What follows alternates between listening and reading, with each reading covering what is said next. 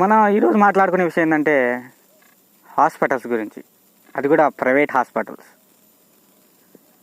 మొన్న రీసెంట్గా నాకు కొంచెం ఫీవర్గా ఉందని చెప్పి మా అమ్మ ఒక హాస్పిటల్కి తీసుకెళ్ళి చూపించుకొని వస్తూ ఉంటే మా అమ్మ, అబ్బాయి నువ్వు పుట్టింది ఈ హాస్పిటల్లోనే అబ్బాయి అంది.